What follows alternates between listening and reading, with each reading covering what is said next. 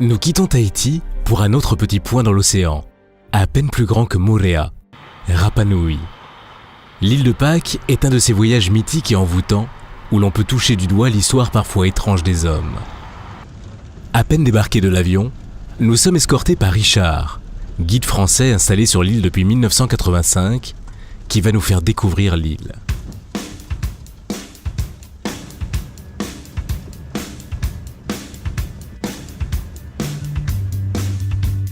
Rapa Nui est un petit bout de terre battu par les vents, qui plonge ses falaises de roches noires dans le tumulte d'un océan qui n'a de Pacifique que le nom.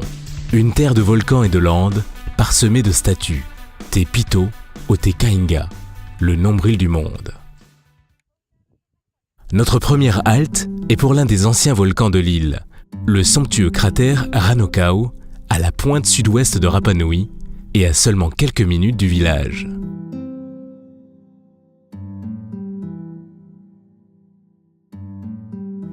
Son lac, au fond, est la principale réserve d'eau douce de l'île.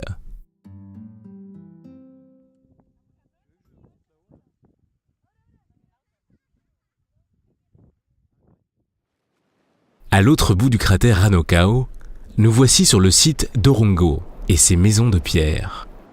C'est sur ce site accroché au sommet de falaises vertigineuses que se déroulaient les cérémonies du culte de l'homme-oiseau.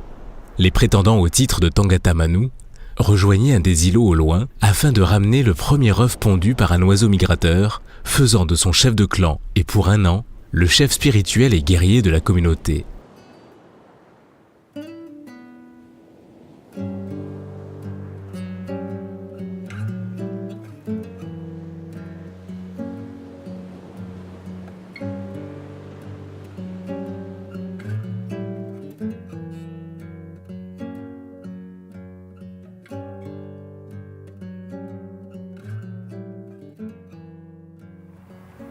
Tout autour de l'île, côté mer, nous trouvons un grand nombre de ahu, les plateformes qui supportaient les moaïs. Beaucoup gisent face contre terre, comme ici, à Rangatee. Nous remarquons aussi les pukao, les chignons de pierre rougeâtres qui coiffaient les moaïs et qui ont roulé à terre lors du renversement des statues.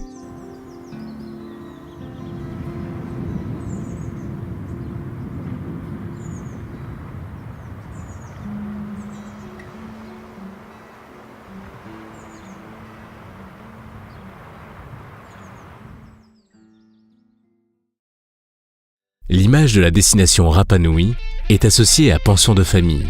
C'est un temps désormais révolu et l'île a franchi un double cap, celui de l'implantation d'établissements de très haut de gamme qui proposent concepts et formules innovantes.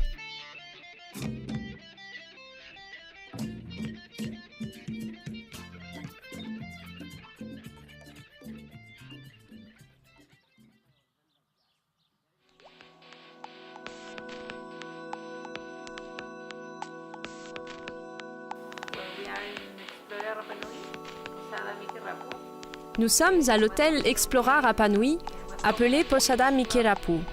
L'hôtel a ouvert ses portes en 2006, avec 26 chambres et 4 suites.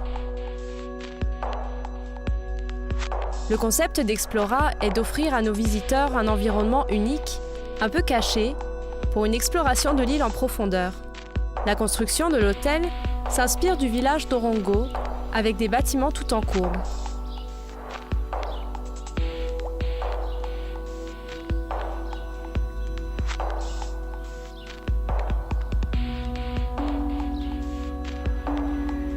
Notre formule est dite all-inclusive, c'est-à-dire que vous êtes en pension complète, avec open bar et toutes les excursions comprises.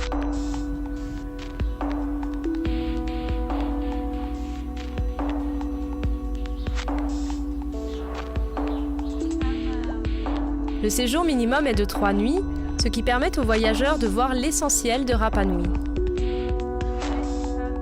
L'hôtel est construit en bois de pin et d'eucalyptus importé du Chili, et de pierres volcaniques de l'île.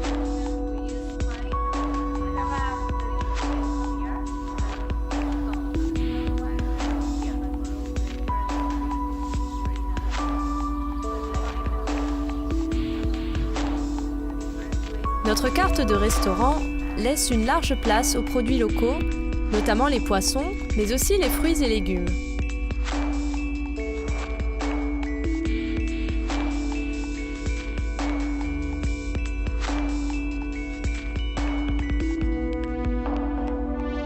Venez et essayez, c'est la meilleure chose à faire.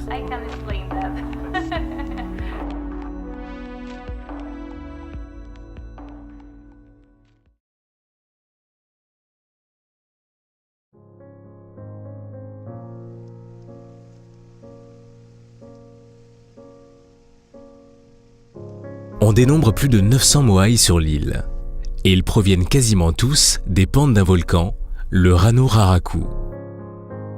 Ici, des centaines de sculpteurs ont travaillé pour réaliser des statues de plusieurs tonnes avant de les transporter vers les sites où elles étaient érigées. Nous nous trouvons ici au pied du volcan Rano Raraku, plus connu comme la carrière des Moaïs. C'est le seul volcan qui ait produit donc ce tuf, qui est un matériau qui donc se travaillait bien mieux. Il faut considérer que les Polynésiens sont arrivés avec leurs outils en basalte, des haches, des herminettes.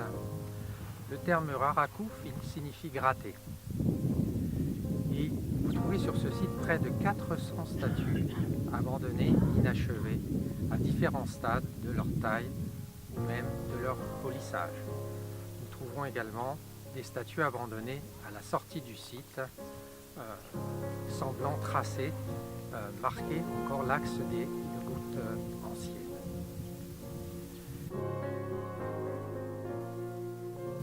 Certaines statues ont été transportées depuis ce point afin de compléter différents monuments situés principalement sur les 3 côtes de l'île. Nous parlons de distance de 15 km à travers un relief qui n'est pas forcément plat. Il existe plusieurs théories, mais aucune conclusion. La grande difficulté et le transport représentent un double défi, car ces statues sont lourdes, mais sont également très fragiles. Depuis les pentes du Rano Raraku, nous apercevons au loin notre prochaine étape, le site de Tongariki. De tous les alignements de l'île de Pâques, Tongariki est le plus spectaculaire, avec ses 15 moaïs qui font face à la carrière où ils ont été sculptés. C'est l'endroit où l'on trouve le plus grand nombre de moaïs sur un même socle. Ils appartiennent à des périodes différentes, et l'on peut remarquer que les plus anciens sont assez tassés et grossiers, tandis que les plus récents ont des silhouettes plus élancées et des finitions plus précises.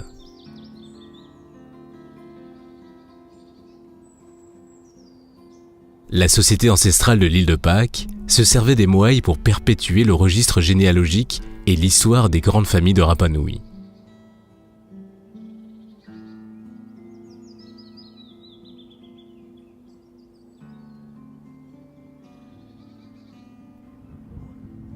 La restauration de ce site fut le plus grand chantier archéologique jamais ouvert dans le Pacifique Sud.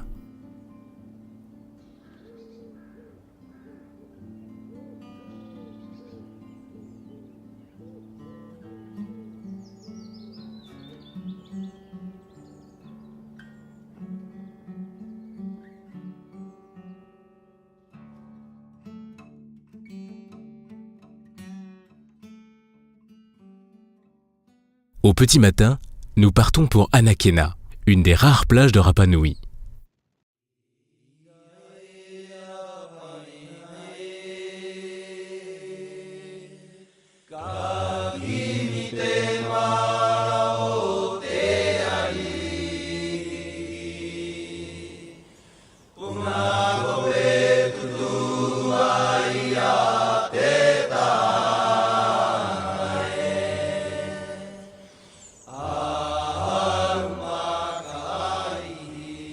C'est au creux de cette baie, selon la légende, que les premiers Polynésiens débarquèrent de leur pirogue. Le Ahu Nau Nau et ses 7 statues symbolisent ainsi les 7 explorateurs polynésiens envoyés sans doute depuis les Gambiers pour s'installer sur l'île.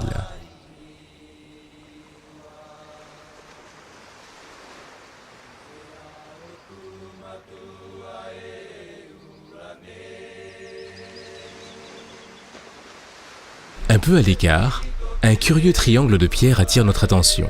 C'est un monument dédié aux navigateurs polynésiens qui ont parcouru le Pacifique, de la Nouvelle-Zélande à Hawaï et jusqu'à l'île de Pâques, pointe la plus orientale du peuplement polynésien. Il symbolise le lien qui unit ces hommes par-delà le grand océan.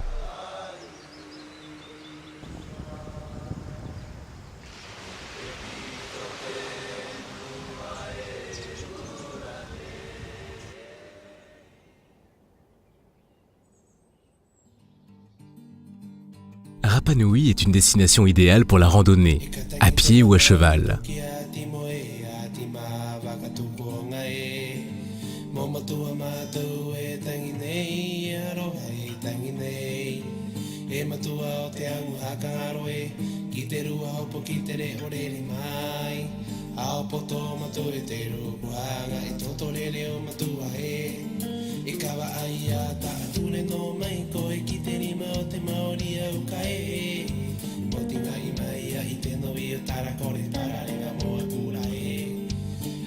Nous traversons les eucalyptus et entamons l'ascension du mont Terevaka, le sommet de l'île, qui culmine à 511 mètres. De là, rien n'arrête le regard sur 360 degrés et l'on prend conscience que ce petit triangle de lave basaltique, entouré par l'immensité océanique, fait de Rapa Nui le point le plus isolé du globe.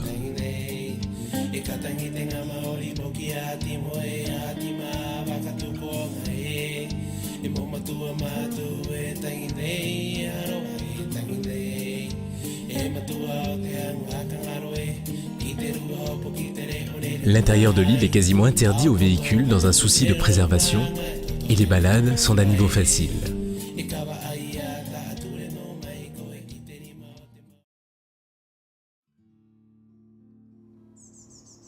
L'hôtel Altiplanico nous a particulièrement séduits par sa cuisine, de grande qualité. Face à la mer et très proche du village, chaque bungalow a vue sur l'océan et sur le couchant.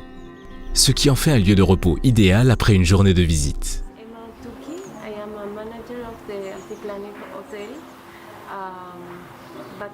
Nous avons 16 bungalows et notre restaurant peut vous accueillir du petit déjeuner au dîner.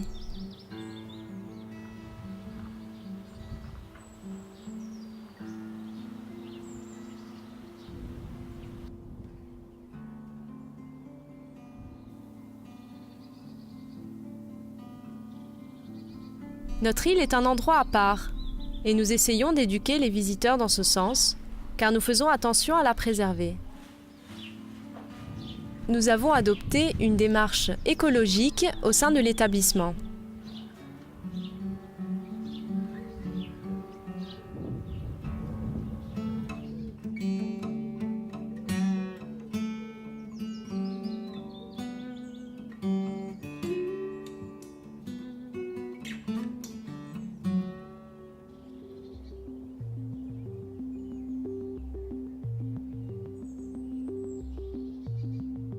En contrebas de l'Ahuakivi se trouve un réseau de lavatubes que l'on peut visiter.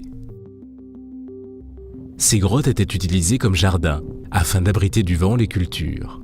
Elles permettaient aussi à la population de s'y réfugier en cas de danger, notamment lorsque des bateaux accostaient pour effectuer des razzias esclavagistes.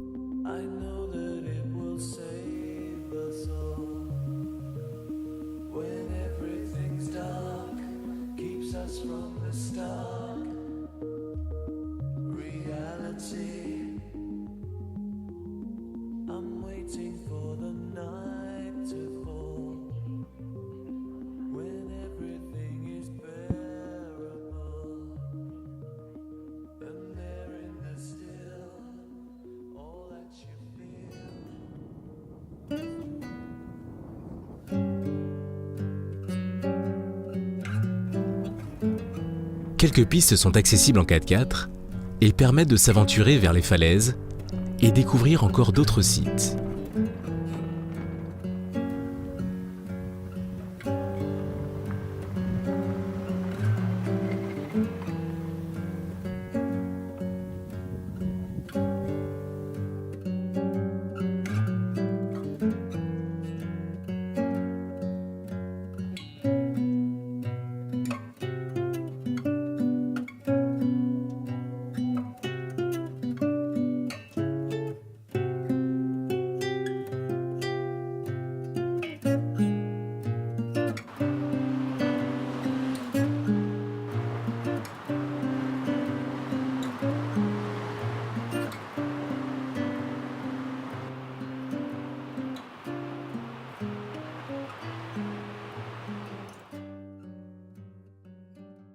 Well, welcome in the Angaroa Eco Village and Spa Hotel.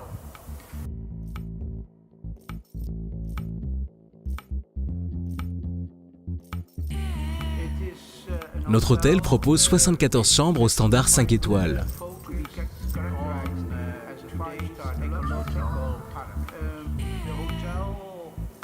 L'aspect écologique fait partie intégrante de notre démarche et l'établissement peut être décrit comme un design hôtel avec des toits végétalisés.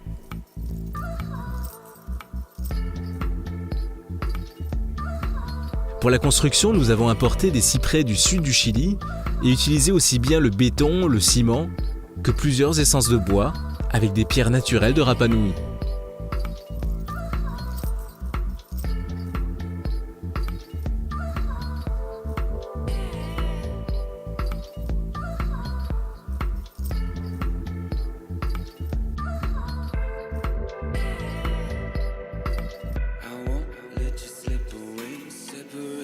Nos visiteurs peuvent profiter du bar de la piscine, de nos restaurants à la carte ou buffet, et pour des durées de séjour qui vont d'une nuit à une semaine en général.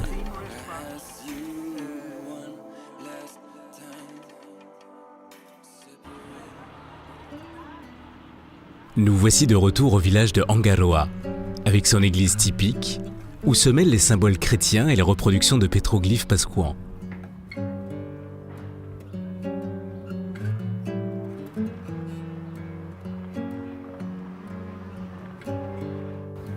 Situé juste à côté, le marché artisanal est le lieu pour les souvenirs classiques, mais où l'on trouve aussi parfois quelques pièces de belle facture.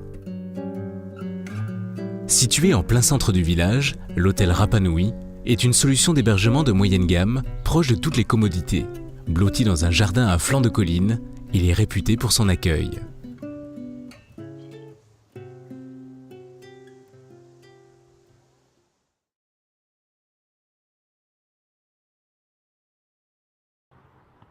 Assoupi face à la mer, Angaroa est le point de rencontre de tous les habitants de l'île. Petite bourgade aux maisons basses et clairsemées, où l'on croise aussi bien les touristes en petits 4x4 que de fiers pascouans sur leurs chevaux. Les quelques rues du village s'animent un peu plus à chaque arrivée d'avion, avant de retomber dans une douce léthargie.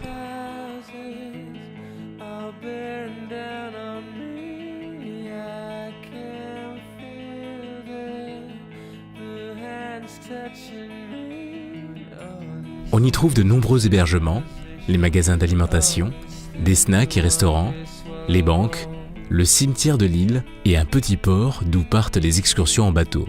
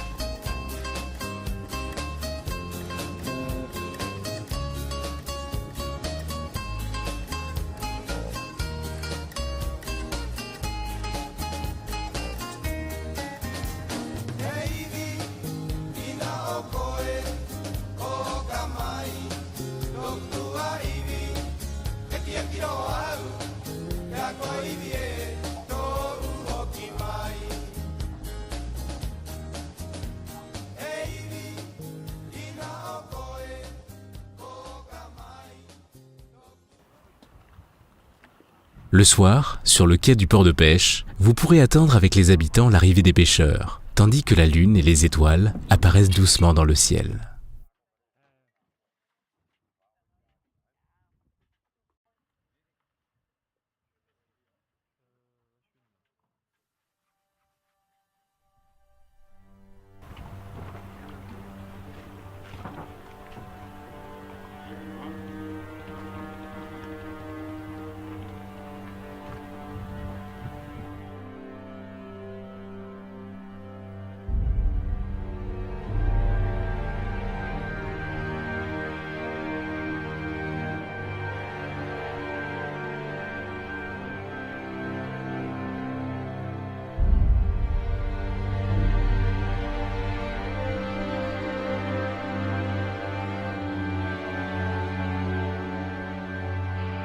notre séjour se termine sous une averse, signe de bon augure pour les Polynésiens.